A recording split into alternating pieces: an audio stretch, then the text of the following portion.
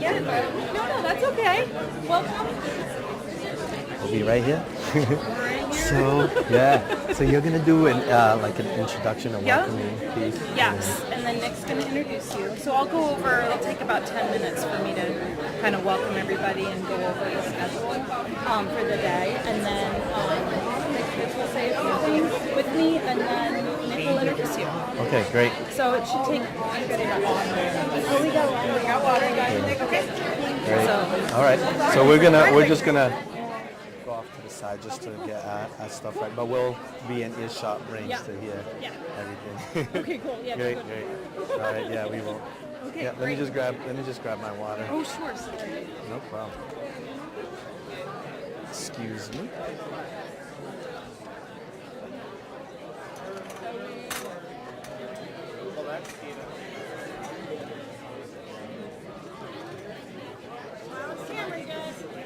Here's your water.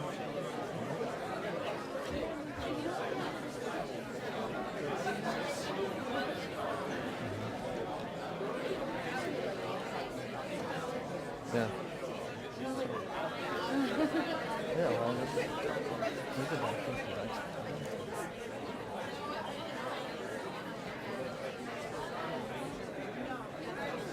Good morning. Good, and yourself? Awesome. Yeah, good to be here. Thanks for Everyone, okay. we're going to need all the seats so you guys Great, can all filter right, in. awesome. There's some up front up here. There's a few scattered. Yeah, Please, great. come Yeah, on. thanks. Make yourselves at home. Thanks. Yeah, it sure is. Already. Oh,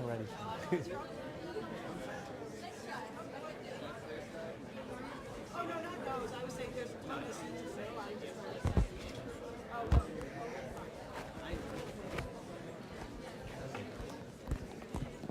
Let me give you this.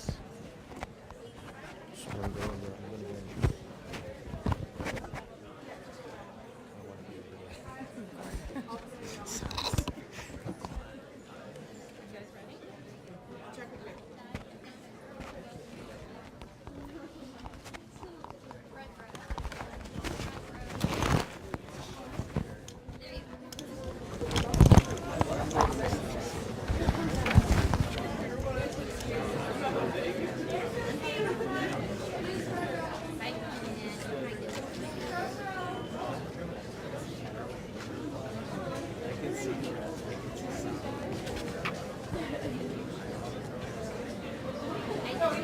There's seats up front.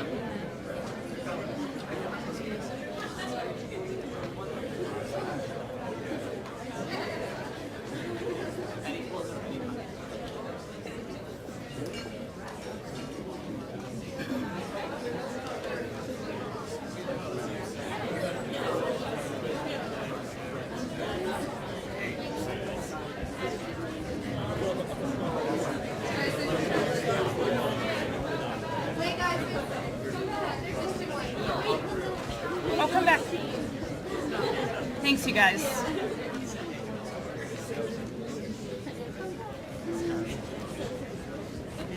Okay. I think we're about ready to get started. Welcome, everyone.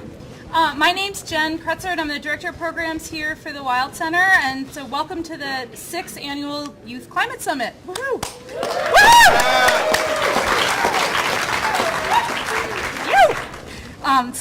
I can't believe it's been 6 years. Over the past few years, we've been I feel like growing and growing and growing, and we're trying to figure out ways to include more students and more schools. And last week we actually had the 3rd annual Finnish Youth Climate Summit, and that was one that was inspired by a group that was here in 2009, 2010. We had a team from Finland that came over and saw what we were doing at the Wild Center and took it back, and they just had their big youth summit last week. We're also streaming all the sessions that are here in the theater live, so I want you to turn around the camera and say, hi, Mom. I don't know if my mom's watching. I don't think she is, but so hi everybody out there. How many of you is your first summit? Whoa, welcome. How about 2 years? Do we have any folks that have been here before? 2 years? How about 3? Any third year folks? I got 1, 2, 3, four. Any 4-year people? Couple 4 years. 5. I should put my hand up. 6. This is our 6th one. So we've got some folks, especially some of the teachers and from some of the colleges and high schools around that have been coming. So I'm so glad you're all here. The Wild Center is hosting this conference, convening this group of amazing people because you're interested in learning about climate change and because we're committed to helping the next generation. That's all of you. Take initiative and create a sustainable future. It's been an amazing year. I feel like as I've mentioned, the summit's really grown. There was a whole pile of us that were down at the Climate March in New York City. Was anybody at the Climate March in New York? Woo! 400,000 people. And then this morning I saw in the news that the United States and China were announcing some joint climate initiatives to cut carbon. So I'm feeling like we're getting close to a tipping point, and it's really exciting that you're all here because you've inherited all of this, unfortunately, and you're the first generation that's grown up with the certainty of climate change, and you're also going to be the generation that's going to fix it. So I feel incredibly, incredibly hopeful. So to get down to some of what we're going to be doing the next couple days, I first want to shout out to our sponsors. So without these sponsors, we would not be able to keep the summit free. We would not be able to keep all the wonderful presenters coming. We would not be able to have all this fresh local food. So let's just give them a round of applause. Thank you so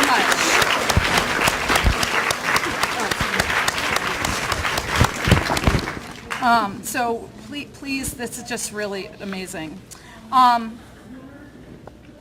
Over the past few months, so let's see where we have. I've been meeting with a group of amazing young people from around the Tri-Lakes that have been helping to put this summit together. So some of you know this story, but this summit was actually an idea of a Lake Placid student back in 2008, Zach Berger, who's now at RIT, and he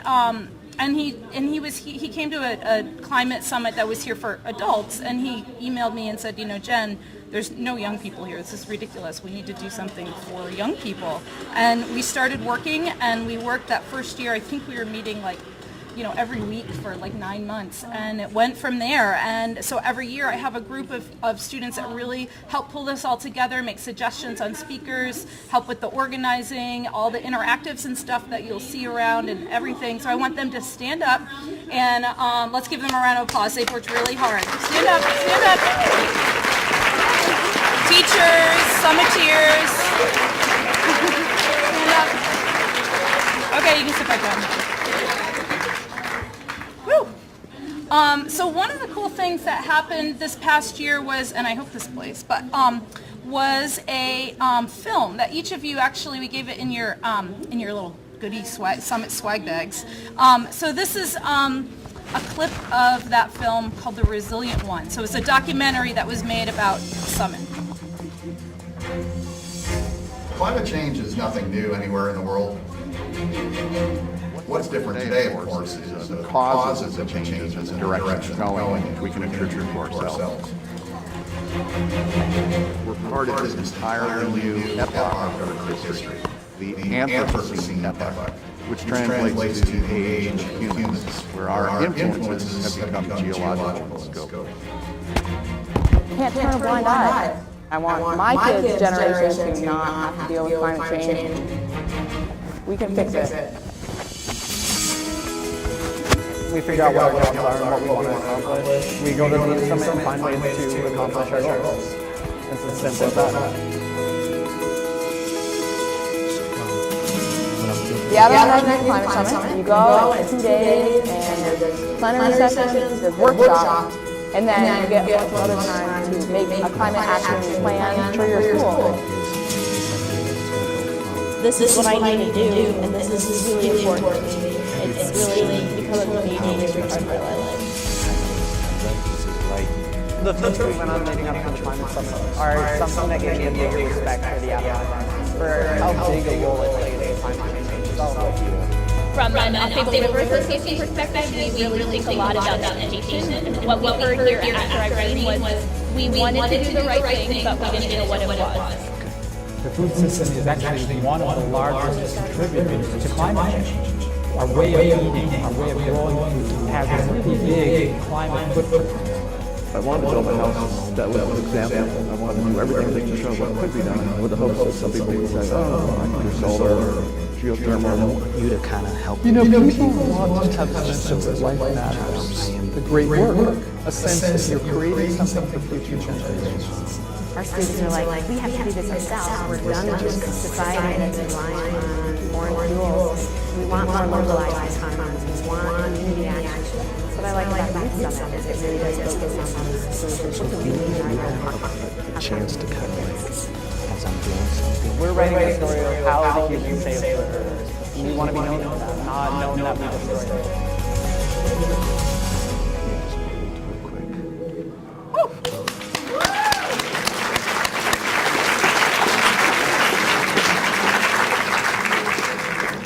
Can you be over there listening for when they're trying to intro us to let us know? They say it's hard to organize around science. And then after I do that, just think of what So it's pretty exciting. So you'll see a lot of those faces that you just saw in the film here, either as presenters or students that are here in the crowd helping out and part of the summit. Everybody got a copy of that, and we are, PBS and Bright Blue Eco Media are working to push that film out nationally, and it's already started to generate some interest from potential summits in Vermont and maybe downstate, so we're really, really, really excited about this. So this is who's here today. So we've got schools from all over the place, 33 teams, and we've got, I want to put a special welcome out to Cho, who came all the way from Connecticut. Are the Cho kids here? Woo! I think you guys traveled the farthest. And then we've got the UVM team that's here, also from a different state. Oh, they're right up front. And we also have a lot of new teams that are also part of the summit. So over the next couple of days, I really encourage you to try to meet lots of these, lots of new people through the workshops and through the interactive sessions and all the other things you're going to check out. And I'm going to talk about that right now. Oh, food. So this is cool. So first of all the food, everything except for pretty much disrespected like hectic. Features getting hectic about this nature's the one. That kind of shows you where the farms are and where the schools are, and we're trying to continue to promote that local food and local sourcing. During meals, you'll notice, we're pretty jam-packed. There's spaces throughout the museum. There's little tables, little sections where you can go and eat, go check out and sit with the otters for lunch. So feel free to eat anywhere in the museum. There's reusable cup stuff, so please do that. Everything, we're trying to compost, and we are, and actually I'll go on to the next slide. I want to thank North Country School here. Woohoo! They are actually taking all of our compost, and so we're really psyched and grateful to them for doing that. And then Casella's here, and they're taking all the zero sort stuff. So please check in about where we're trying to recycle and reuse everything. So we're going to do the best we can to walk the talk while we're here. Just some housekeeping stuff. I already mentioned that that everything's being streamed live.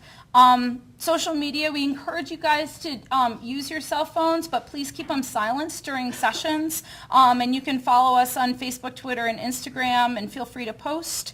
The workshops, so the workshops are set up so that we have 5 concurrent workshops in different spaces throughout the museum. Please, please, please, as a team, divide and conquer. So your whole team shouldn't be going to one session. We really want you to spread out, and that will also help that's how we base the numbers of the people that can go to the workshops. So we're just asking that to get the most out of the summit, we want you to try to go to as many workshops as possible with your team and then come back with those new ideas, and that's going to help form the basis for your climate action plan. There's also tons of interactives all over the museum. So you got bingo sheets. The first 15 bingo winners win a prize. You can claim at the front desk. Each team also received a puzzle piece that's part of the big mural that's right outside the theater doors. You can, there's a painting station, and you can get super creative and think about and envision how you want to how you want to create a sustainable future. There's the centerpieces with the ribbons, and there should be directions, and that was inspired by our time at the Climate March, actually. We got that idea down there.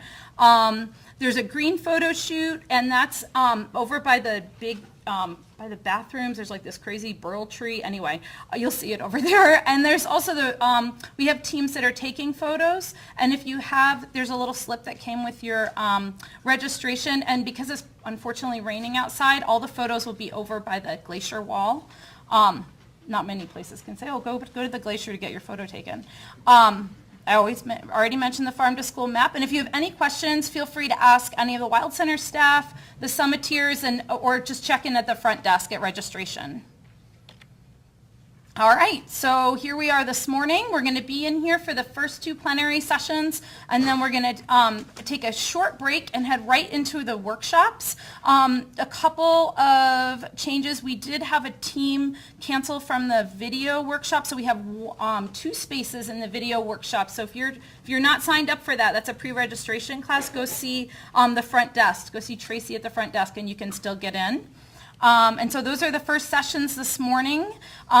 So it's going to be awesome. Let's see if I also wanted to mention for those of you that are the sustainability coordinators at the different colleges and universities represented, there's going to be a special lunch thing for you guys in the Find Out Forest, just kind of a meet and greet with Dr. Powers. And so grab your lunch and then head in there.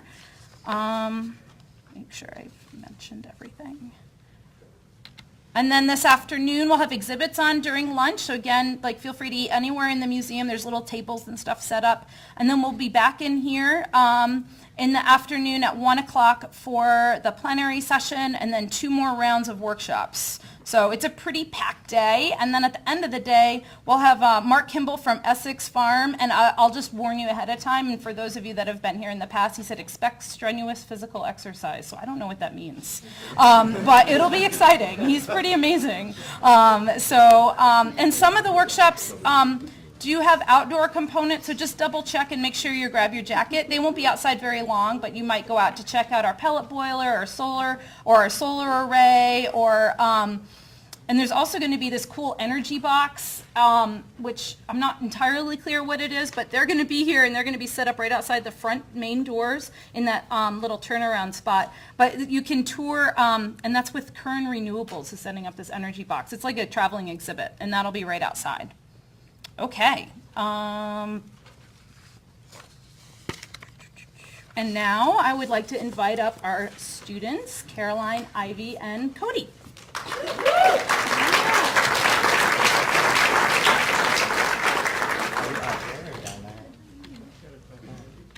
You're right here. Okay. Almost. Hi everyone. My name is Caroline from Saranac Lake High School. I'm Cody from Lake Placid High School. And I'm Ivy from Saranac Lake High School, and we are all on the Adirondack Youth Climate Summit Steering Committee. We would like to welcome you to the Wild Center, home of the 2014 Adirondack Youth Climate Summit. We are the student representatives that have been working diligently over the past year to organize the summit. And we are very excited to see the next 2 days unfold. It's so encouraging to see such large numbers of students here. We may not like to think about it, but as students, we spend over half our daily lives in a school building. Creating change there will significantly reduce our personal carbon footprint and the carbon footprint of all students. A main goal of the Youth Summit is to create a climate action plan that's a blueprint to guide your team towards reducing carbon in your school and community through actions and activities that you create. We hope that after the summit, you will use your climate action plans to make a difference.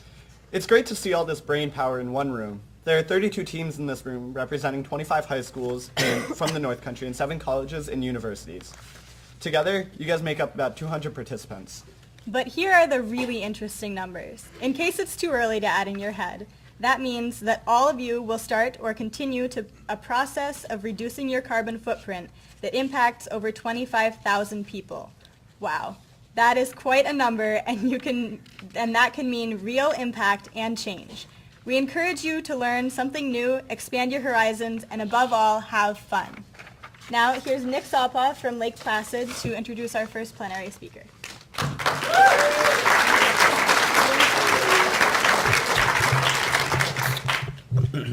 Tembless was born in West Africa and came to New Bedford, Massachusetts when he was just a few years old. Growing up in New England, it didn't take Tem long to fall in love with hip-hop. Before he even took the stage, the artist within him was already born. Coming up as a young artist, Tembless was inspired by more than just a great sound. He stood strong to ideals like intelligence and integrity. His idea was to build something constructive as opposed to being destructive. A positive message sounded throughout Tem's work as he developed a philosophy that shied away from some of the negative stereotypes associated with hip-hop. Slick Rick and Dougie Fresh were two artists who inspired Tem to write his first rhyme. He also looked up to other artists including A Tribe Called West, Black Star, Wu-Tang Clan, Dead Press, The Fugees, and Common. Seeing hip-hop change and evolve throughout the years, Tem wanted to concentrate on making the world a better place. That led him to go green and lobby for a more sustainable world in addition to a better future for all of our children. Tem believes that in music and the industry, sex, drugs, and violence catches headlines for all the wrong reasons. That's why he wanted something more for his place in the world of hip-hop. With more and more new hip-hop artists losing sight of the importance that comes with sending a message, Tem keeps his music inspiring as well as energizing. And Tem's also joined by Cita-Light. Let's hear it for Tem.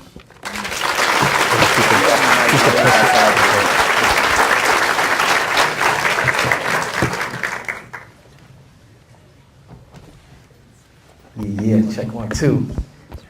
Everybody shine, be solar powered, speak your mind, that's wind power, move your H2O, wave power, organize people power, we got that soul power. Everybody shine, be solar powered, speak your mind, that's wind power, move your H2O, wave power, organize people power, we got that soul power. Say soul power, soul power, say solar power, solar power, say wind power, wind power, say people power.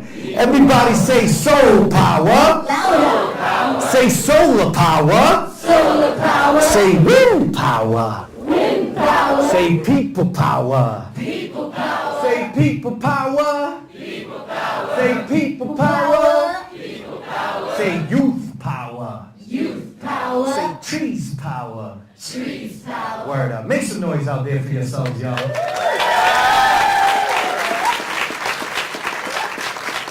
And make some noise for my man Nick for introducing us, man. Thank you for that. Yes, indeed. Hey, y'all, my name is Tem Blessed. I'm Cita-Light. Yes, and we've come all the way via Africa through Massachusetts to talk to you all and to remind you, right, of the greatness that each and every one of you possess, right? This importance of you, the fact that you came here with an intention, with a purpose. You were born with an intention and a purpose. We know that we are facing so many challenges, not only with ourselves, but with the world, our community, and we know that we can't really rely on anybody else to make some of this change, right? Because we know that the future's in doubt, the moment is now. We gotta make a change, every city, every town, disappearing glaciers, hurricanes, and drought. We gotta change, make a change, and I'll show you how. I say the future's in doubt, the moment is now. We gotta make a change, every city, every town, disappearing glaciers, hurricanes, and drought. We gotta make a change, we'll show you how. So where's the leaders at? Any leaders over here? Make some noise. Where the leaders at? Youth leaders? Everywhere. That was weak. All right, so how about everybody in here? Make some noise real quick. Yeah, we gotta get that energy up, right? We understand it's early, but this is hip hop. Yes. And part of what is so powerful about what you all are doing is, for me, is this moment when change happens, right? When there's a transformative eureka aha moment, right? When that light bulb goes off, and we know that it doesn't really go off, it, you know. There was this saying about the revolution will not be televised, right?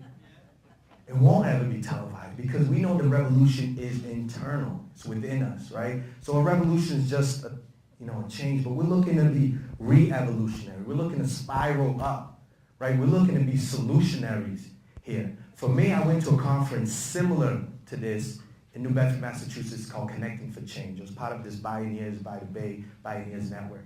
And my mind got blown, right? Because I met people who were vibrating at such a high frequency. I met people who were doing things and not just waiting for somebody else to do it and not just dealing with the problems or fighting the problems, right? They were building something new. They were creating change. They were creating these models and then coming out and sharing it, right? Pollinating these models. And there was this guy that was talking about the colony collapse disorder, right? The fact that the bees are no longer going back to their hives. And that's a problem. Why is that a problem? If bees no longer go back, what do bees do for us? Pollinate, right? What? Plants. Pollinate everything we eat. Is connected to this bee, right? Part of this food chain.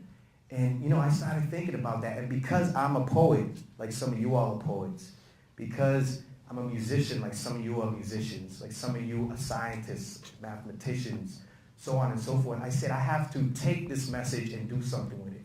I have to write a piece so that the rest of my family, my friends, my community, my world knows that this is happening so that we can make a change. So I knew that I was the bee. I needed to pollinate truth if you choose to see. Pollinate the youth to truly be free. Pollinate love, let's all agree. I am the bee. Now, keystone species, we need these bees, honey. They pollinate most of the things you eat, funny. They do this for free without a fee. Billions in produce produced nationally. Now millions of bees have abandoned their hives. If they disappear in 4 years, human race will die. That's a quote from the famous scientist Einstein. It's logical to anyone with half a mind, man. It's horrible. Where you think you're gonna run and hide? It's possible for us to combine and stop these lives. Respect all lives, wherever it resides. Whether plant, algae, bacteria, or fungi, that's right. It's time for us to vocalize, cause if the bees die, then we too die, that's right. It's time for us to strategize, cause if the bees die, then we too die. I am the bee. Pollinate truth if you choose to see. Pollinate the youth to truly be free. Pollinate love, let's all agree. I am the bee. Say I am the bee. I am the bee. Say I am the bee. I am the bee. Say I am the bee. I am the bee. Say I am the bee. I am the bee. Let's pick it up.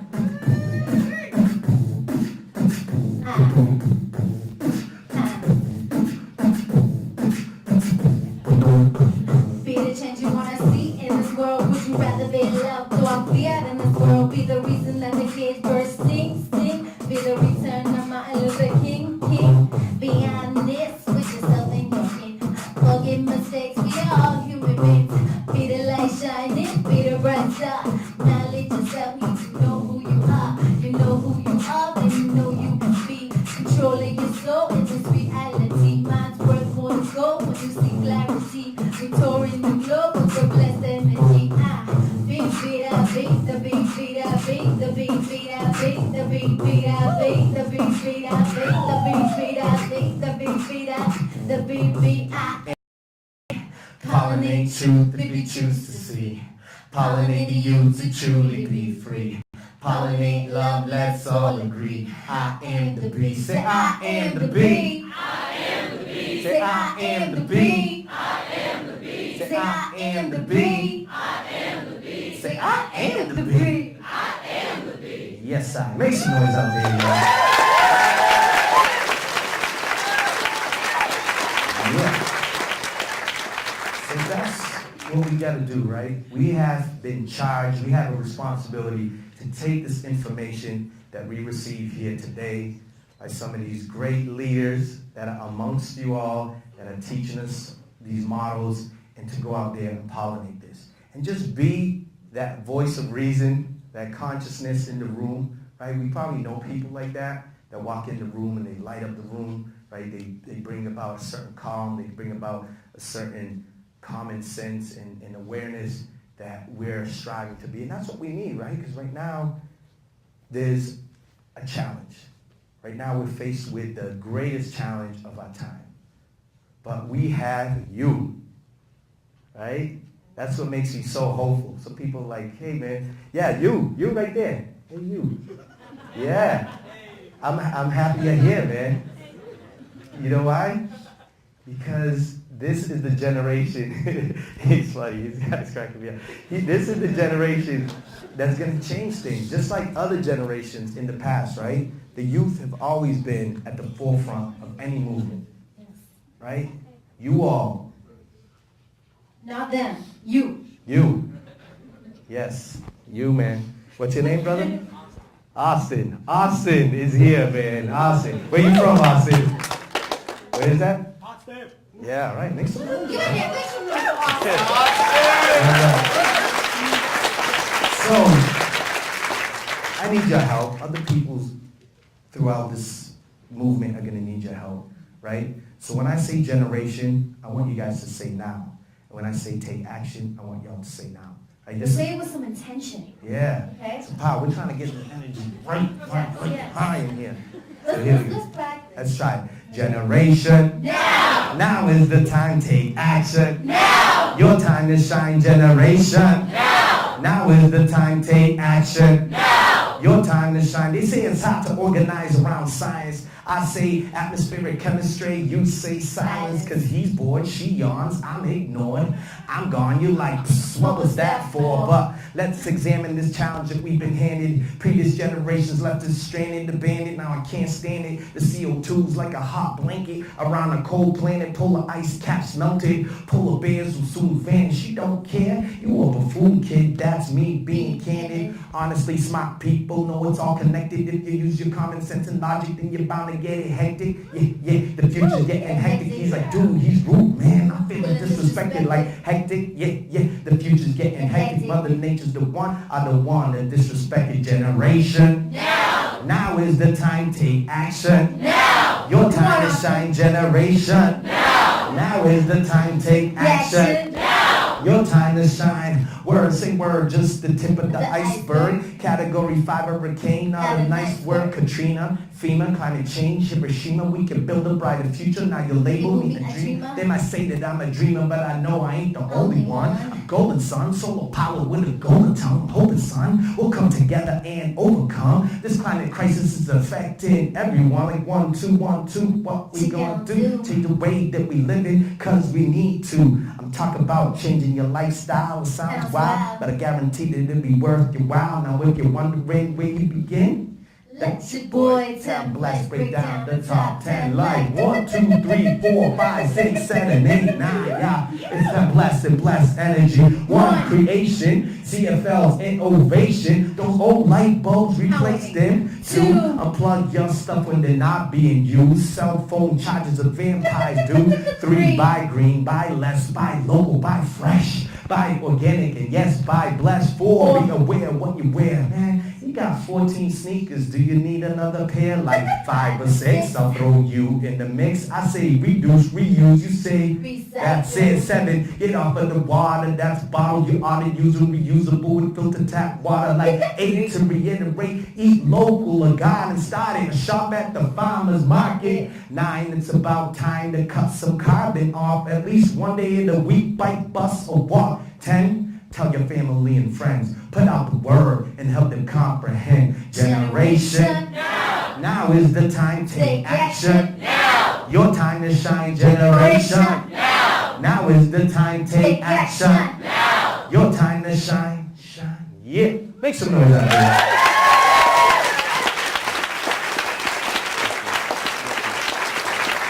Yes. This is the time. We know that we cannot wait for the future to come, because that's never coming, right? Tomorrow is never here. I have a son that's 4 years old, and he's like, when's tomorrow, right? That's an abstract concept, because that never comes. Well, tomorrow's tomorrow, right? Tomorrow's tomorrow. Well, you know, and the past is in the past, right? So all we have is the present. That's the gift, right? So let's unlock it. Let's seize the moment and do something. When you have that inner voice kind of speaking out to you, like, I should say something right now. Say it. You know, I should do something right now. Do it. You know, because this nightmare that some of the people in power was people who did that, but they're a little twisted in the head and creating this nightmare. We got to kind of help them into our dream. Or maybe they just didn't know. Yeah. You know, a lot of times you'll see the world and you'll see things that you want to change, things that you want to make better. And sometimes, not all the time, but sometimes, They're like, well, I hope somebody does something about that. Or who can I call? But right now, this is the time for you to take action. And the first step to take an action is to empower yourselves, to understand you have this power within, and to envision this world.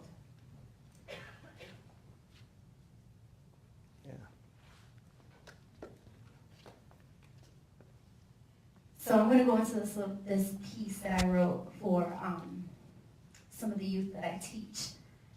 And we speak about like keeping your third eye open. Does anybody know what the third eye is? Yeah. What's that? What's your third eye? How would you describe that? Intuition. Yeah, your intuition, your mind's eye, your imagination, all of this. This is how you envision your better future yourself.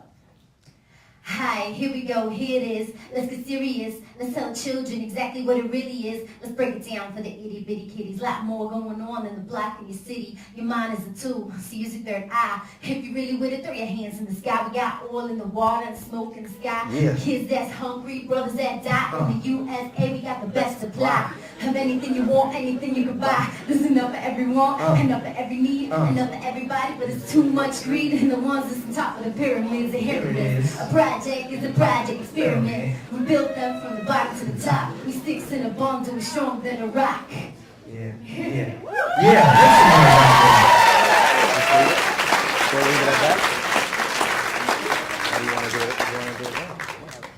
Yeah, so that's what's up, man, and that's the truth. And we know that we have that power. Every time we go to sleep, every time we close our eyes and can still see things, right? Because that's the first step. We have to imagine this world that we want to see. And that's the dreams that we're talking about. Whatever dream you have, we need you to multiply it, right? Times 2, times 3, times 10. And don't let the problems stop you, because a lot of times you're like, well, I could do this, but then there's going to be all this work. So, can't let that stop you. So, you know what? I want some help, because I feel like we need some rhythm. We were like waving our hands to nothing. So, can I get like a...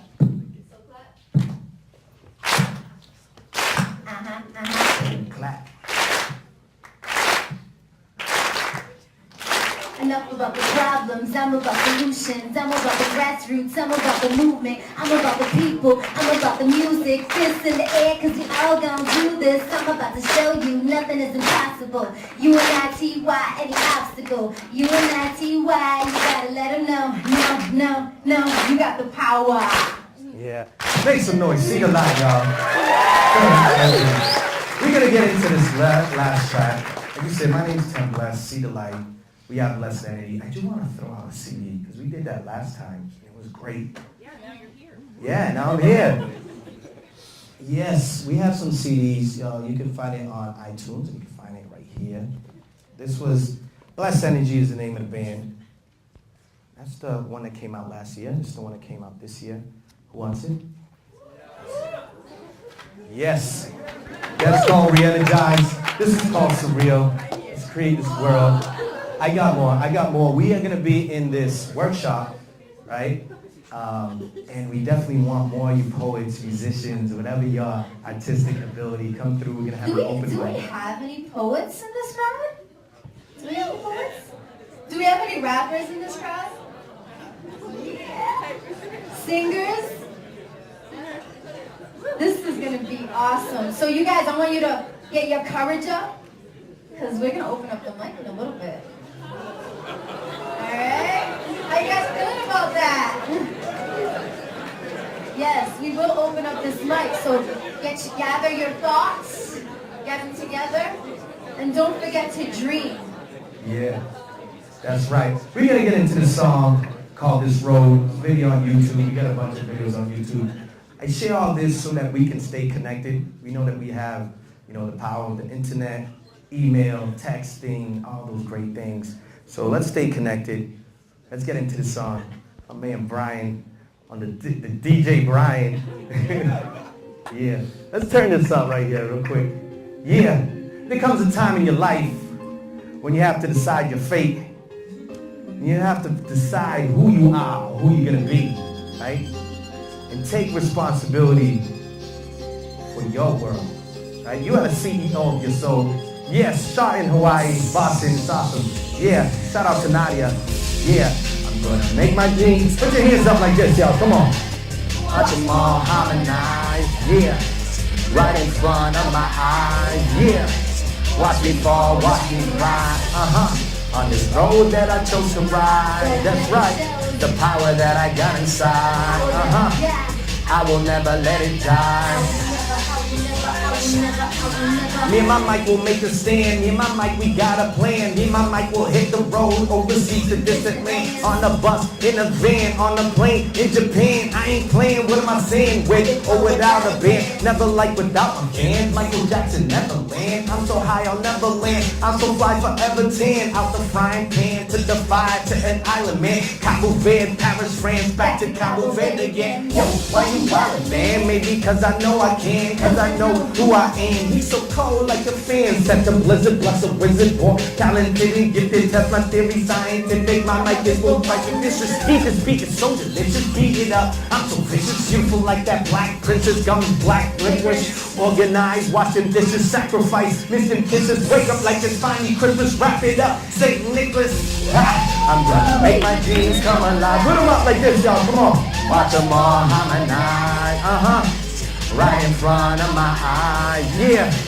Watch me fall, watch me rise, yeah. On this road that I chose to ride, that's right. The power that I got inside, yeah. I will never let it die, yeah. It's man that makes the money don't make the man, man. I gotta make this money, manifest my master plan. And it's funny how they doubt you sometimes, even your fam. Why you hating on my hustle? In due time you understand. Get them checks, get that cash, give respect, built to last. For the people, that's a fact. For the love, you gotta act. Here's a shove, gotta dash, gotta run, gotta rash on this mic. For the funds, for the fun, for the gas, for the plane tickets, meal tickets, VIP, ticket, hit. For the stadium, don't wanna hear cricket, bad habits. Snip it in the bud, I'ma nip it, keep it moving, be fluid. You know I'm so liquid, that's a go get it. I'm a go getter. Chopper cold water balls, no more sweaters. Solar powered black Bugatti, two-tone leather. This a hit, get things cause I know better. Yeah, one more time y'all, put your hands up like this. Yeah, that's right. Watch them all harmonize, right in front of my eyes, yeah. Watch me fall, watch me ride, yeah. On this road that I chose to ride, that's right. The power that I got inside, I will never let it die. Forever shine in your light. Yes, y'all. So please keep shining your light. Take all this information, run with it, tell someone, build something new. We need y'all, man. My name's Ken Bless. Cita-Light, we are Blessed Energy. Thank you very much for having us, fans. And please, make some noise for the Wild Center, y'all, for having us here. Yes, Jen, thank you. Yes, thank you, y'all. Let's give it up for Tim again. Woo! That was awesome. Woo! You're gonna sing it. Watch out. It's sharp. Heads up, heads up. Thank you, y'all. Thank you so much. Woohoo! All the way from New Bedford, Mass. Tim and Cita-Light are going to be leading one of our 5 amazing workshops, and coming up soon. So get your open mic on, because that's going to happen. Yes, as it is. As far as I know. Yeah. So I'm going to have Caroline come up and introduce our next speaker. Thank you. I got a new speaker. Oh. Yeah.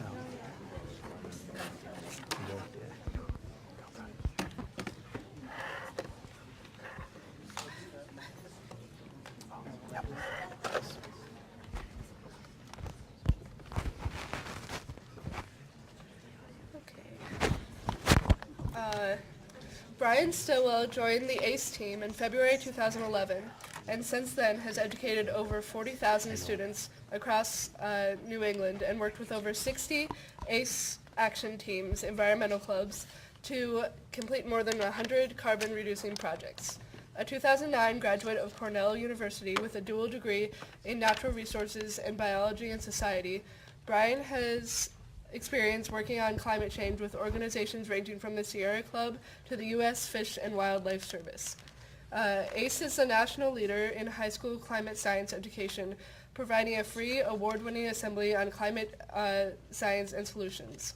Through a focus on science, solutions, and leadership, ACE is building a groundswell of youth who will confront the climate crisis and make sustainability the norm in their personal lives, careers, and communities. Headquartered in Oakland, California, ACE currently operates in 21 states nationwide and has reached over 1.2 million students at 1,700 plus schools in under 3 years. This is Brian's third Adirondack Youth Climate Summit. Welcome, Brian. All right,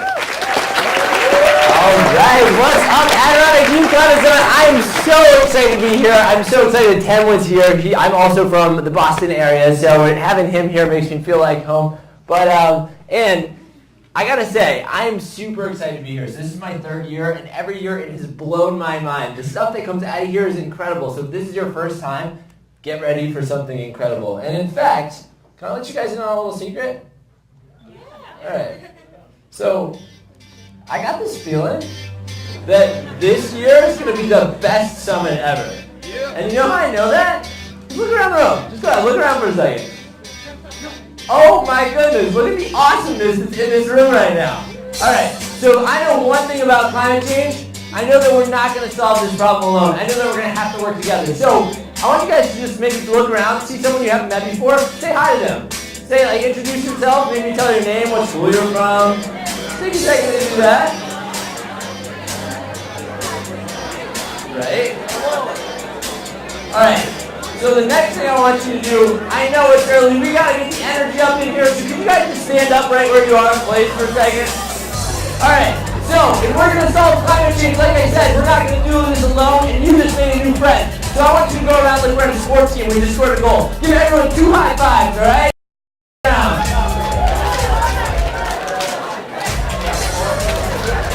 Right? You're good. Alright, now you just go in place for a second, warm up, you're just sitting, some blood pumping, alright, cool. Alright, sweet. So you guys can hit back now, but here's the thing. My whole philosophy is that if we're going to solve climate change and work on this, we gotta have fun doing it. It's gotta be a party. So I want this whole summit experience to be a giant solutions party. And so hopefully you're starting to get that now. Alright, so let me just pause the music. We'll keep the party going in a different way. I know, right? Alright. Get this up. Alright.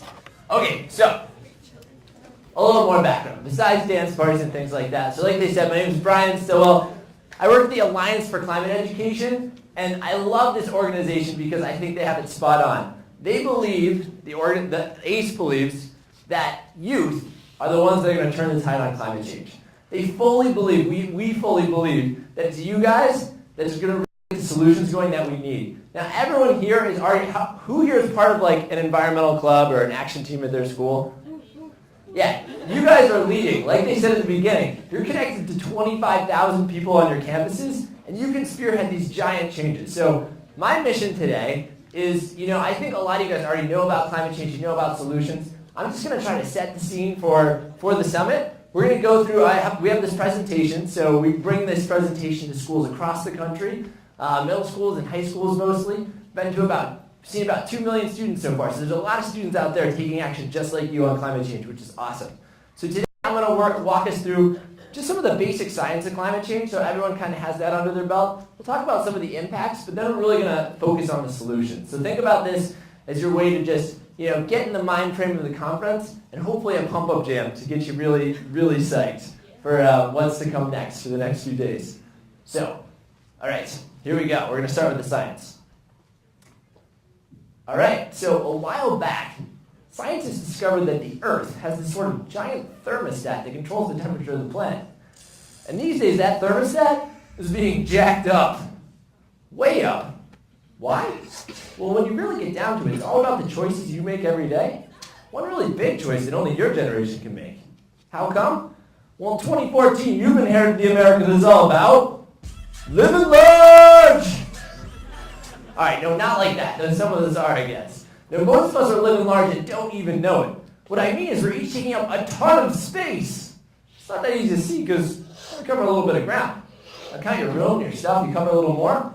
Count your home, and well, yeah, you take up some space. But then there's the space around the world using that you never see. Like the space in Iowa it takes to grow your food. Or in Brazil and China to get the materials to make all your stuff. Or in the Middle East to get fuel to drive around. And then there's the space around the world it takes to dump your stuff once it turns into garbage. You see, everything you buy, use, and eventually throw away has to go somewhere, and that takes up space too. All right, now let's be clear. Not everyone in the U.S. takes up the same amount of space. People who are living really large, well, they take up a lot more. And all that space, it really means resources. And on average, we in the U.S. use up about 3 times more resources per person than the rest of the world. All right, but when you think about this, it's not really your fault, right? I mean, you were born into a world made by previous generations, so you kind of got stuck with living so large. Add that to the fact that ever since you were like 1, advertisers have been saying you'd be cooler by having more, making you want to live as large as you can. All right, but here's the problem. Living so large is jacking that planetary thermostat really quickly toward way too hot. Why? Because it takes a lot of energy to live so large. To move ourselves around, all our stuff around, to keep and cool our homes and buildings and to create electricity, we need energy, right? Our modern lives require energy. We don't really have a choice. We do have a choice about where we get that energy from. You see, people have discovered many, many ways to create the energy we need. Energy can come from water, nuclear, or renewable sources like wind, solar, geothermal, or biofuels. But today we get most of our energy from another source. What is that? What's that source that we get most of it from? Go ahead and shout it out. Make some noise. Yeah, fossil fuels, right? Today we get about 80% of all the energy we use right now from fossil fuels. All right, so what are these fossil fuels anyway?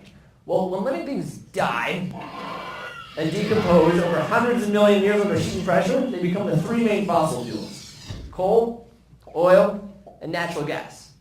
All right, now fossil fuels have been pretty important. Back in the 1800s, they powered the Industrial Revolution and led to countless innovations that have improved our quality of life. At first, everyone thought they were a great choice. But over the years, we've discovered that there are some serious downsides to fossil fuels. Like they're underground and people go to great lengths to get them. Blowing up mountaintops to get coal, drilling deep beneath the ocean to get an oil, polluting drinking water to get natural gas, sometimes even going to war to get their hands on it. And then, of course, is the problem that they'll eventually run out. But the biggest problem is that when we burn fossil fuels in our cars and trucks to produce electricity and make our stuff, we're turning up the dial on that thermostat in a major way. How come? Now I got to figure out how that planetary thermostat works. All right, in simple terms, our Earth's thermostat can be turned up or down by controlling the balance of gases in the air around us, in our atmosphere. Less than 1% of the atmosphere is made up of special gases called greenhouse gases, which keep our planet warm. Here's how. As sunlight shines down on the Earth, some gets reflected by bright clouds and ice, but the rest gets absorbed by the Earth and released as heat. Greenhouse gases act like a blanket and trap that heat, holding warmth near the surface of the Earth that otherwise would have escaped into outer space. And that's what they call the greenhouse effect. Now, we gotta love those greenhouse gases. Without them, this place would be really cold. I mean, ice cold. No life. But when we have just the right balance of greenhouse gases in our atmosphere, our Earth's temperature stays just right for life as we know it. Now, just right means the ice caps stay frozen, keeping sea levels from rising, so you can choose to live on the coast like half the people on Earth. Just right means that weather patterns stay stable, keeping extreme storms, droughts, and wildfires in check. Just right means Georgians can grow peaches, Californians can grow olives, folks here in the North Country can make that delicious maple syrup I love so much. It means Colorado gets snow for its skiing, and Texas gets rain for its crops. Just right basically gives us the choice to live where we live and do what we do.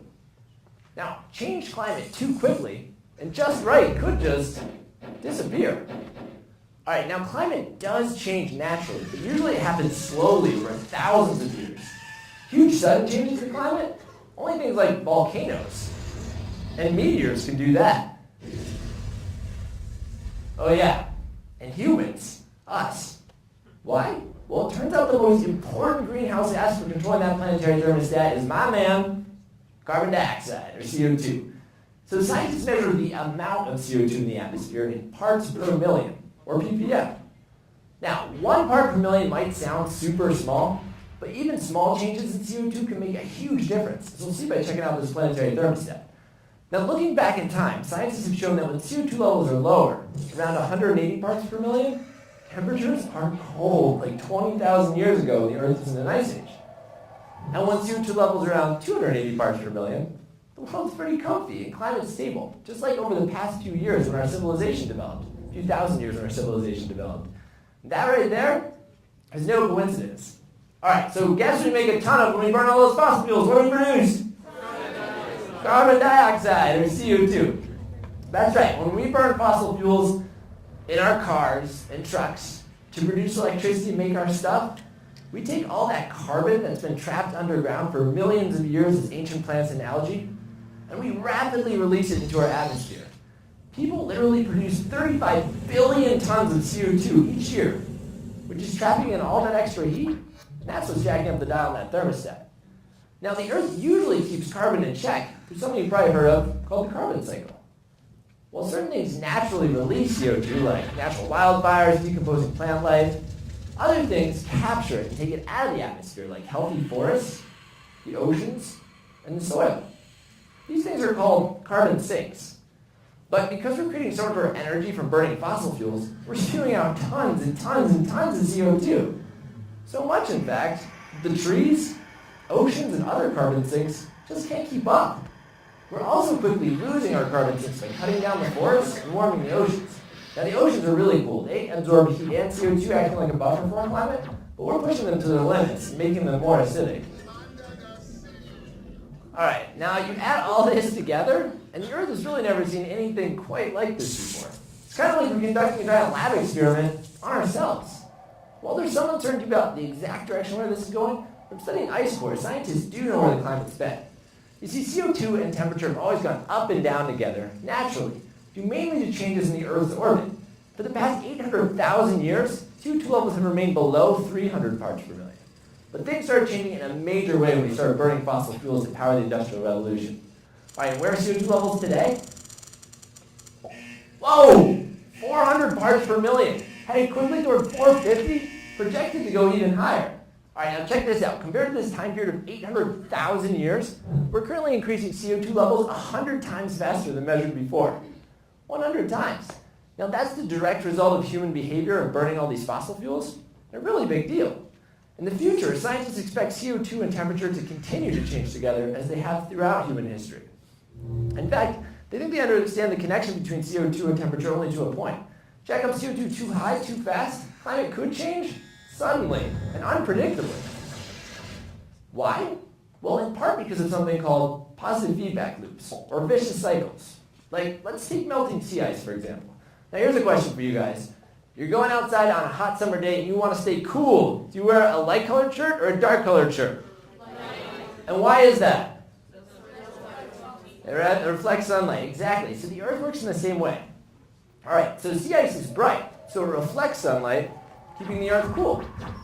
But as sea ice melts, it's replaced by dark ocean waters, which absorbs that sunlight heat, melts that ice. Then there's even more dark water that absorbs more heat, melts more ice, and on and on and on in this runaway cycle. All right, so melting sea ice is only one of the positive feedback loops that scientists are coming to understand and worry about. All right, so jacking up the thermostat to that point where we're triggering these positive feedback loops, I just feel like freaking people out, right? It's happening quietly. So it takes the CO2 release several decades to warm the planet. It can last in our atmosphere for over 100 years. So right now there's still plenty of CO2 up there from the 1950s. All right, who's this guy? All right, little news and trivia. We added more in the 1960s, the 70s, 80s, 90s, and now it's like a Kardashian carbon party up there. I mean, Jesus, that's a lot of carbon, right? All right. So what's incredible is that's nothing compared to how much we're releasing today. Incredible, right? But CO2 isn't even... Oh, and because CO2 lasts in our atmosphere for so long, you can't just lower CO2 levels all of a sudden. The energy choices we make today are going to have impacts for decades to come.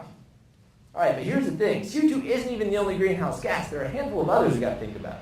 Like, we can't forget about that super greenhouse gas called methane, which is 80 times as powerful at trapping CO2 heat as CO2. Now, methane comes from landfills, burning and extracting fossil fuels, and a lot of it actually comes from livestock, burping, and farting. All right, so when you think about it, this whole big situation really boils down to that one choice to keep powering our lives the same old way with fossil fuels. Now, that choice is changing our planet's climate, and it isn't a matter of opinion. Take a guess. What % of climate scientists tell us that climate change is real and human caused? Go ahead, throw out some numbers. 99.8. What else we got? 97. See, this is my favorite crowd. Usually I'm in schools and they're like 40. And I'm like, no. All right, so let's see what it is. Drum roll, please. All right. Boom. All right, so 97%. 97% of climate scientists tell us that climate change is real and human caused. And every international science academy agrees. And the longer we wait to act, the worse the consequences are going to be. Even so, there are those that choose to ignore the science. They say all this extra CO2 we're dumping in the atmosphere won't lead to any problems. And they've been loud enough to make it easy for governments, corporations, and regular people to remain unsure. Well, I'd say 97% is pretty sure. And in the meantime, all those greenhouse gases keep jacking up that planetary thermostat. In fact, we've seen the Earth's 10 hottest years in recorded history in the last 16 years. And that's melting ice caps and glaciers, affecting natural weather patterns, beginning to change life on Earth for billions of people. And if we don't get moving, it's going to change life on Earth for all of us. All right, so here you are, just a normal teenager, driving around, talking on your cell phone, maybe eating a hamburger made from a farting cow. When all of a sudden, wham, you're in the middle of this giant planetary emergency. Now, you didn't start it. You don't want it, but it's you that's going to have to make the decision to stop it. Now, stopping it isn't going to be easy, but now you have the one thing you need to get started. Knowledge, a clear understanding that there's a choice to be made. You're the first generation to face the fact that living large means lots of energy. Lots of energy from burning fossil fuels means lots of CO2 in the atmosphere. And lots of CO2 in the atmosphere means climate change that could get out of control.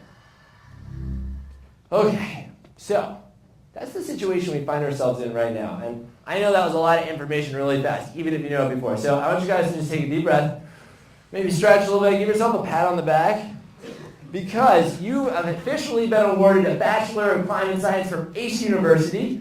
Now, to quote one of my personal heroes, Spider-Man, he says, with great power comes great responsibility. And I say knowledge is power. So that means that right now, we all have the responsibility to try to figure out what we can do to solve this problem, right? And so the rest of the presentation is going to pivot and start talking about solutions. Now you guys understand how this works. What are we going to do about it?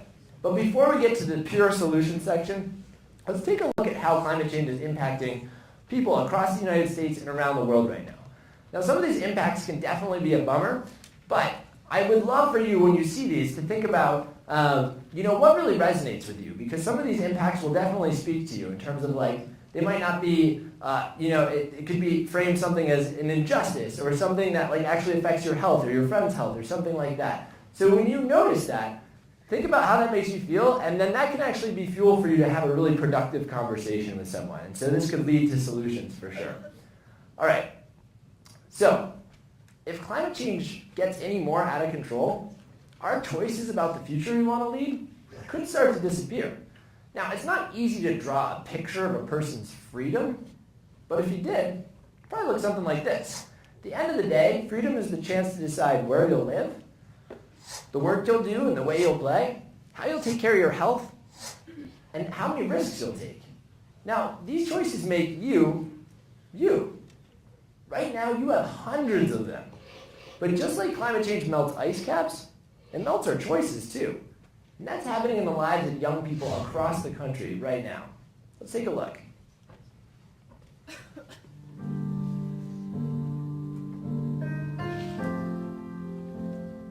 A warm stronger world is a riskier world. Climate change is loading the dice, increasing the odds that we'll have more extreme weather. Human activity has already raised average temperature by about 1.5 degrees Fahrenheit. 1.5 degrees seems small, but climate change is like a fever. If your temperature went up 1.5 degrees to 100 degrees, you'd be stuck at home, sick.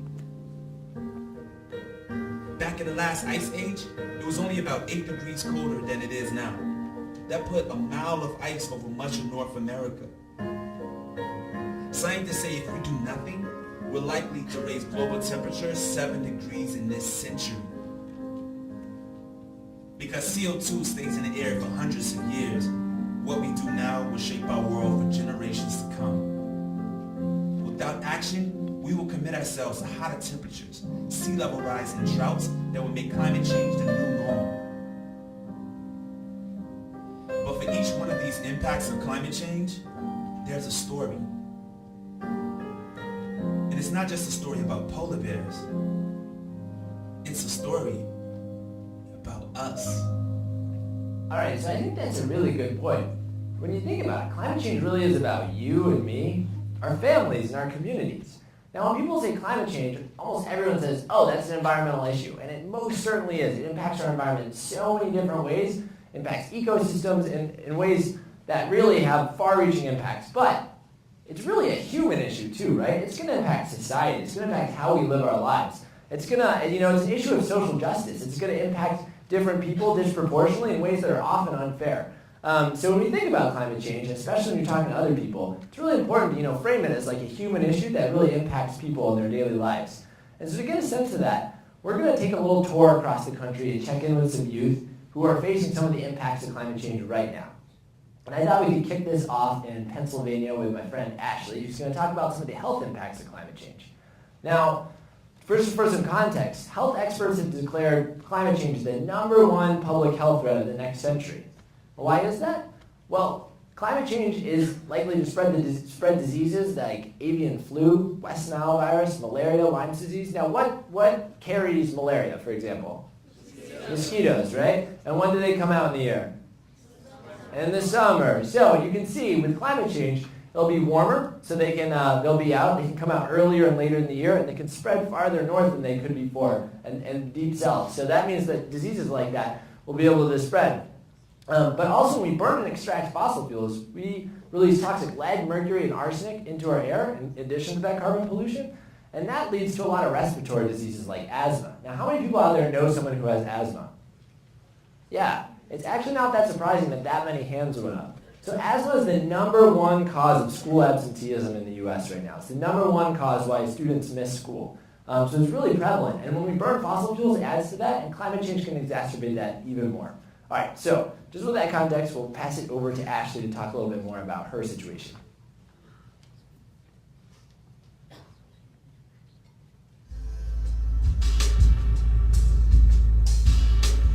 A lot of people don't make the connection between the health of the environment and the health of people worldwide. Hydraulic fracturing is a process where companies come in and pump thousands of gallons of water and as well as chemicals into the ground to break up the shale and to release the natural gas. I want them to go to these communities that are surrounded by hydraulic fracturing, that have water supply that they can't drink. I want them to see the cancer that it's causing. And I want them to speak with the child who has asthma because they have a coal plant in their backyard. What they don't realize is that environmental destruction is the destruction of human health. All right, so next on our tour, I thought we could zip over to Colorado. Now, who here heard about the wildfires that happened out west this summer? Right? All right, so, and you may have noticed that this has been a recurring theme. You've heard about these wildfires every summer. And so that has a lot of impacts, not just on the ecosystems out there, but on people's lives. Now, so one reason why these wildfires are becoming more prevalent is because we're having droughts. It's drier and it's hotter, so that can lend itself to, fire starting. But there's also this little beetle out west called the pine bark beetle. Anyone heard about the pine bark beetle before? Yeah. So this beetle loves to eat trees, and it's been out there forever, but usually it gets cold enough in the winter that the populations go down, a lot of them die off, but it's been warm enough that some of them have been overwinter, and the population's exploding. So this army of beetles is eating its way through, forest upon forest, leaving these dead trees as matchsticks to start these fires.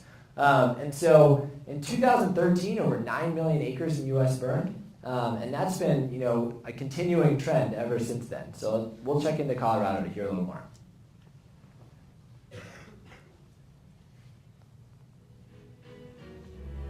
You can't deny the fact that we're losing millions of acres and trees.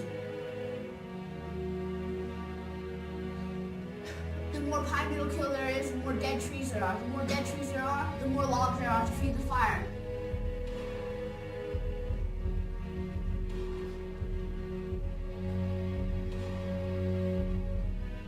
It was really sad for all of us. I had a few friends that lived up here. They lost their houses to their fires. They lost their pets. They lost everything. This is whatever's left of my friend Nikki's house. It's really sad because it's hard to believe that this is ever a house. It was definitely something that affected all of us in some way. It changed people's lives forever. It's happening now. This is happening here, and this is real. All right, so the last thing we're just going to check in real quick on is sea level rise, which is really relevant for us here on the East Coast. So 123 million people live on the East Coast, and scientists have said that the East Coast there is actually a hotspot for sea level rise, rising 3 to 4 times the global average. So you think about all those people living there and sea levels going up, they can have a really big impact on our way of life, our infrastructure, and things like that. This isn't a far away problem either. It's also impacting people's lives right now. And to get a story on that, we're going to pop over to Alaska to hear a little more.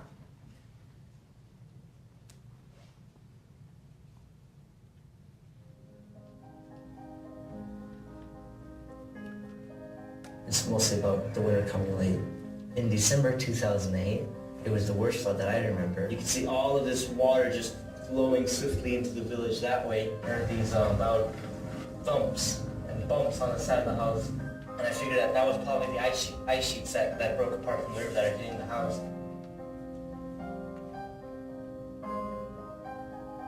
This year we lost about 8 feet, and a few weeks ago we lost another 5 feet. We have another 40 or so feet left until the bank of the river reaches our house. If it keeps moving at the same rate in the next few years, we might have to move our house to another location. It does scare me because we don't know if there'll be an ice pack or not in the future, and as part of our everyday lives. Yeah, we're really dependent on the tundra or the ocean. The warmer temperatures could affect our way of life out here. It would be hard on our family, and not only my family, but all of the families in the community. All right, so we're getting the picture that climate change is already impacting young people's lives across the country right now. And before we move on, I just want to zoom in a little bit more on the Northeast and talk about some of the local impacts we're going to face. Now, I'm here from Boston. I love Boston. Who's been to Boston before? Woo! All right, cool. Has anyone been to like Quincy Market or Faneuil Hall downtown? Maybe like TD Garden to see like a Bruins game or a Celtics game? Anything like that? Maybe the New England Aquarium? Nice. All right, cool. Well, so on that sea level theme, this is actually a picture of what Boston could look like at the end of the century if we don't do anything about climate change and we have one of those storm surge conditions, like a Hurricane Sandy type situation. And you see that almost all of downtown Boston ends up underwater. All those places I just listed, underwater in those conditions, and other parts of Boston as well. And that's true for a lot of coastal cities. So sea level rise really is something that we're going to have to be thinking about right now and do our best to avoid a future that looks like that. But another thing we can talk about is the heat. That's something that people always think about with climate change. So scientists say that if we stay on the same path, the Northeast climate could end up feeling like South Carolina by the end of the century. Again, if we stay on that same path. Now, if you think about that, that will have really huge implications, both, again, for the ecosystems, but for people. You can think about, right now, a beautiful summer day in the Adirondacks. Maybe you go for a hike, you're hanging out, it's a beautiful day. But then all of a sudden, let's say you have like 20, 30 days over 100 degrees that are super humid. All of a sudden, climbing that mountain got really serious, right? It's not that fun anymore. You have to worry about heat exhaustion, heat stroke, things like that. Not to mention that it impacts our economy up here, our industries, like the ski industry, even the tourism industry. So climate change, those are just a few of the local impacts. I think we're going to hear more from other speakers about what this specifically means for the Adirondacks. All right, so enough of that. We get it. Climate change is having really big impacts across the country right now. And one thing I want to emphasize, a lot of that is what the future could look like, not what it will look like. We have a lot of opportunities to change that future and make it a future that we actually want to live in. And so that's what this next section is about. Okay, so facing a problem this big, we have a choice, right? We can either be overwhelmed and pretend the problem doesn't exist, or we can step up and do something about it. Now, unless you've been asleep for the last 20 minutes, the choice to pretend the problem doesn't exist isn't looking so good, because now you guys know what every climate scientist on Earth understands. What's happening to our climate? How much better our future could get. Okay, so what about this other choice to step up and start doing something about climate change? If everyone in this conference started taking action today, what could it look like a year from now? And what if we mobilized our whole communities? What could it look like 5 years from now, 10 years from now, 20 years from now? I think it could look amazing. Now, I can't predict the future, but I know that if we get started today, our future will probably end up looking something a little bit more like this.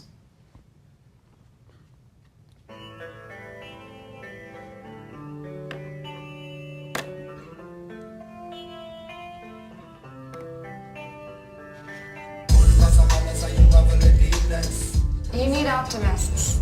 When you have scientists that say, we have 10 years to reverse global climate change, you have to wake up and be optimistic. There is so much untapped potential in youth. I hate hearing that my generation is lazy. I do know that there are people around the world my age that feel the same way as I do.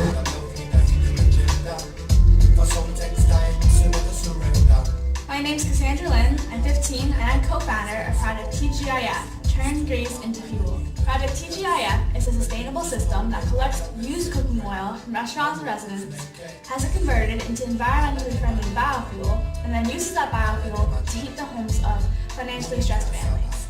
We had a bicycle-powered prom. People must be on the bike to keep the music going. I spoke at the State House in front of politicians, other high schools. It was really cool. We ended up passing the single-stream recycling bill for BPS, Boston Public Schools. My personal interest in climate change exists because I know that there's something we can do about it. I didn't understand what could possibly happen if I didn't step up and do something.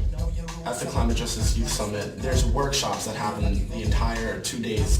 We try to engage them as much as possible. We try to get their minds working so that they can see how they can turn just an idea into reality. People might say we're too young to make a difference, but who sparked the civil rights movement, the women's rights movement, rock and roll, hip-hop? These are things that never existed and never could have if young people hadn't dreamed up a better way to live. Take a look at your life. Ask yourself, what do you want to get out of the world that you live in? And how do you want to better this world for you?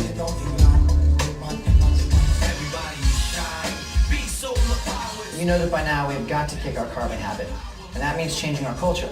And it's always been young people who lead the way when it comes to new trends and styles. So if you start making changes in your own life, the world will definitely follow you. We have a movement.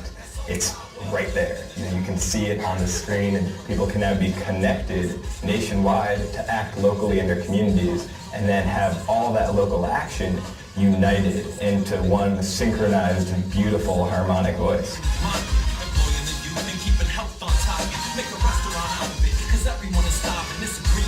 This song is 10 blessed by the way. I educate my peers on environmental justice. How is the green economy going to provide jobs, and why is the green economy important for our environment as well? Green jobs have actually lifted the communities up, and now people, instead of being on the streets, are out of jobs. Now people are actually working careers and jobs that are beneficial to the places that they live and the people that are living there. So people are now working on building green manufacturing, solar panels and windmills, and helping to build this new energy economy that's beneficial to everybody.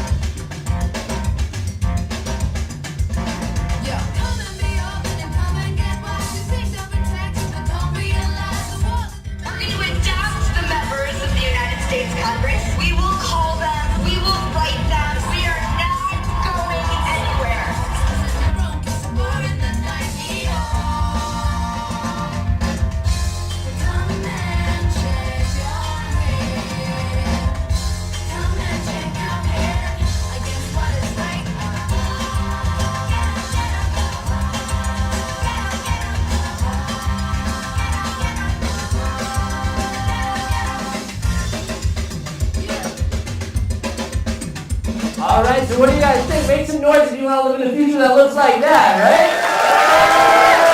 I know I do. All right, and here's the crazy part. Here's the cool thing. So all that technology you saw, most of that's real and ready to go right now. And the students you saw, those weren't actors. Those are real people too. High school students and college students across the country are taking the lead on climate change, and students here in the Northeast are leading the charge. For example, we're here because... Not that one. Well, actually, so, for example, there was a picture of farm to table there. And so who here in the Adirondacks in the North Country are working on the farm to school initiative? A few people? All right, so there are a whole bunch of schools around here that are working on sourcing their foods for their cafeteria from local farms, which is huge. That's a really awesome, awesome thing, and a local solution, a regional solution that can help fight climate change. But what's really cool is that young people here in the Adirondacks and across the country aren't just stopping in their local communities. Now, Jen already asked about this. Make some noise if you spread the word about the People's Climate March. Woo! All right, and who attended? Raise your hands. Awesome. All right, so because of the work you guys did, more than 400,000 people showed up in the streets in New York City to make their voices heard on climate. Now, that's huge, and a huge portion of that was youth and youth organizing. This is real. This movement is real, and you guys are making a huge impact. And what's really cool is that when you work on climate, when you stand up for justice in your community and work towards like a better world, doors start opening for you. And so this is a story about doors that opened for two students who started taking action on climate change and went on an awesome adventure. So here they are. We saw an amazing AYCS presentation 2 years ago that inspired us to go on this crazy journey. We figured that if we can do it, you can do it.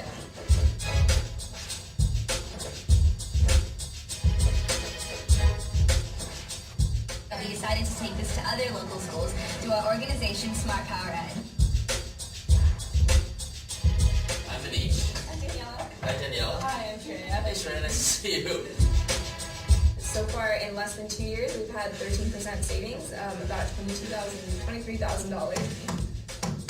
That's the story. We want every school in America benchmarking their energy performance and map it. Are you in? All right, deal is closed.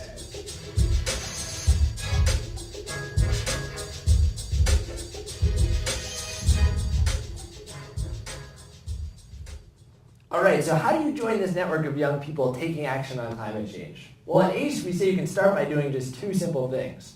Pick a dot, step up as a climate leader in your community. Now, let's start with dot. I'm going to see if I can get the computer to cooperate with me here. We're here because we saw It doesn't want to play nice, and that's okay. All right, so let's start with dot. All right, so remember at the beginning of the presentation when I talked about living large and how you're taking up all that space without even realizing it?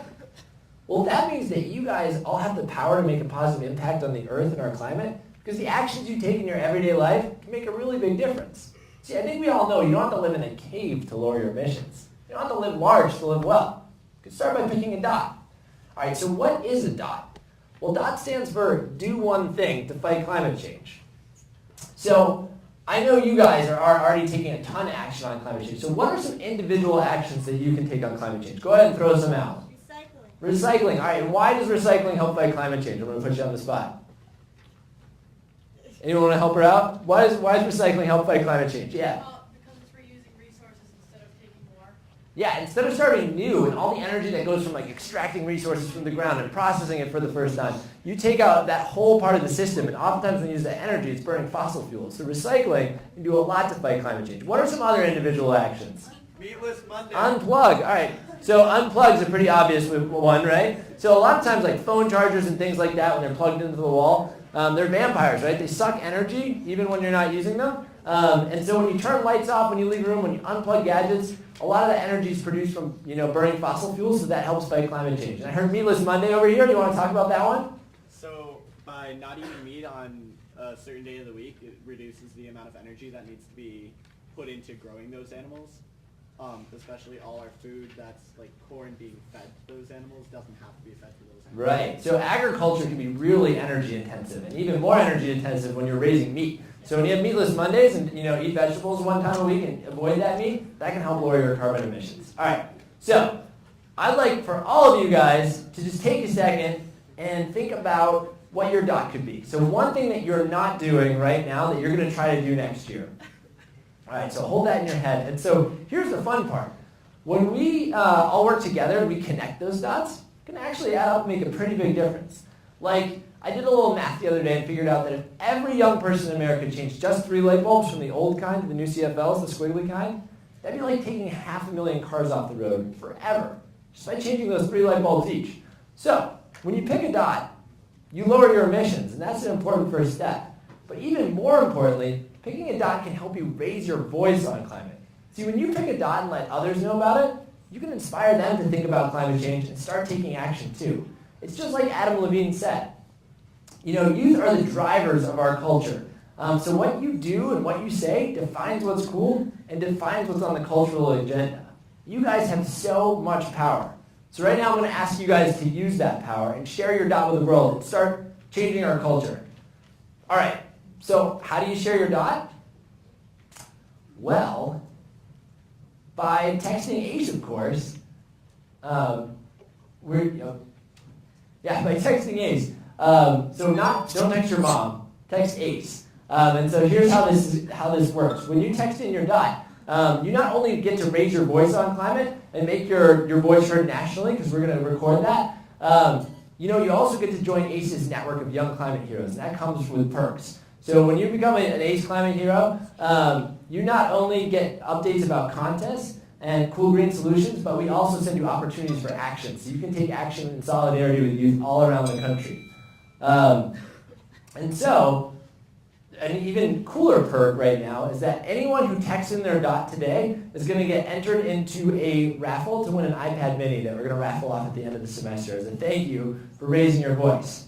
All right, so you guys are probably like, all right, I'm in. How do I do this? We're going to have a contest to see how many dots we can get. So if you have a cell phone, go ahead and get it out right now. Now, I know that some people might not have reception. That's cool. It's all right. I can tell you what to do. You can save the text and send it when you do have reception. It'll work in the exact same way. So you can have it in your drafts folder, per se. So all you have to do is text the word DOT to the number 30644. When you do that, your dot will get counted, you'll raise your voice, and you'll join that network so you can get those opportunities for updates. Now, people always ask, does this cost anything extra? No, it's just your standard text message. You can opt out at any time. So we really would love for you to raise your voice on this right now. So you have 30 seconds to text your dot. Just text the word DOT to the number 30644. Now, once you do, you'll get a text back from ACE, and it'll ask you some questions. You have to go back and forth with a few questions just so we can get your info and send you those relevant opportunities for a region in order for your dots to be counted. So does anyone have reception in here? A few people? All right, cool. Raise your phone up in the air if you get a text back from ACE. Oh, we got one already. All right, cool.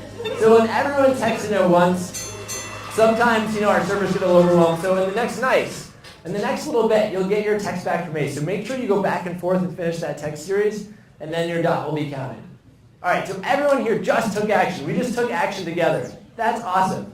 But I know some of you guys are like, all right, I picked a dot. I'll take individual action, but I want to take collective action. I want to do stuff together. Well, the second thing you can do is step up as a climate leader in your school and community. Now, I know we have so many climate leaders in the house. You guys are already doing amazing things, but we have a really fun opportunity for you guys to lead on another project or initiative. So if you enjoyed this presentation today, we would love to bring it to your school. And so ACE has partnered up with the Wild Center, who's amazing. And in March, we're going to come back to the North Country, and we want to bring this presentation and give it for your whole school. So we get other people, we can raise awareness about climate change and get them interested and involved in working on the projects that you're working on. So it can be a great organizing tool. So we would love for you to step up as a climate leader and talk to Jen tomorrow. She'll give you information about how to bring this to your school. That's a great, awesome next step that you guys could take. All right. So, and the other thing I want to say before I forget is that ACE also has tons of online resources to help you guys take action on climate change. So if you go to acespace.org/action, we have cool project ideas. We have ways to help you start up clubs and meetings and things like that. So check that out too. All right, so pick a dot. Step up as a climate leader. Bring ACE to your school. Those are 2 things you can do today to start fighting climate change. Now, I just want to tell you something a little bit crazy. So I talk to a lot of people, and oftentimes I encounter adults and doubters who who say that youth don't have what it takes to step up on climate change. They say that you guys are too busy with Facebook and like what you're going to wear tomorrow to worry about an issue like this. But how many people picked the dot today? Woo! All right, and how many people are taking action in their school already on climate change? See, that's what I'm talking about. That right there, that's the start of a movement, right? A movement of like musicians and debaters and artists and scientists and athletes and class clowns. A movement that's diverse and draws on its diversity, its creativity, its passion to get stuff done. A movement that has so much energy and power that you guys can't be stopped. I know that to be true. All right, so youth can't tackle climate change? Here's what we've got to say about that. Some say we're too young. The problem is too big. They say, leave it to the scientists, the corporations, the politicians. To them, we say no. We are too busy making history. Too focused on the future to get stuck in the thinking of the past. Youth create the future. We always have and always will. We lead the change. We give the world new beats and breakthroughs. We are now. And now we face a challenge that is bigger than anything we've faced before. A crisis that will affect every single one of us. Climate change. Climate change. Climate change. And so, this is our moment.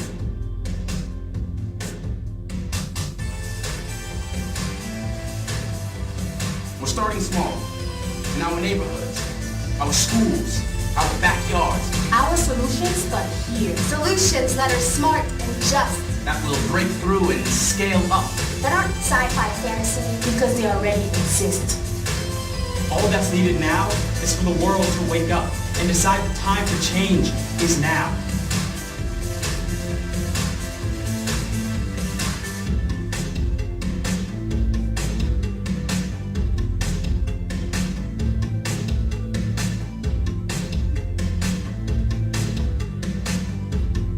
Now we need enough of us to say enough is enough. Calling all leaders, inventors, makers, hackers, gamers, dancers, artists, athletes, class clowns, scientists, storytellers, engineers, musicians, and mathematicians. If you're looking for an invitation, this is it. The choice is yours. Will it be this? Or this?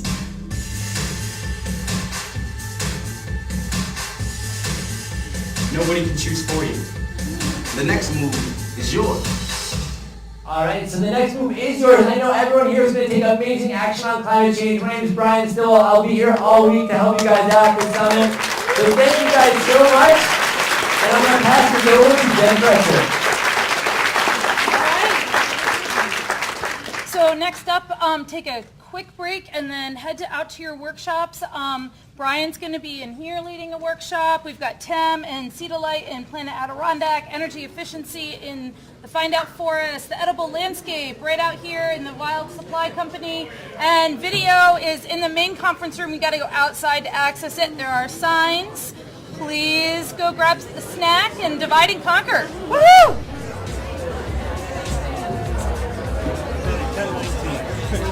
Good job. Yeah, sorry I went over. I was excited. I was like, I just talked him.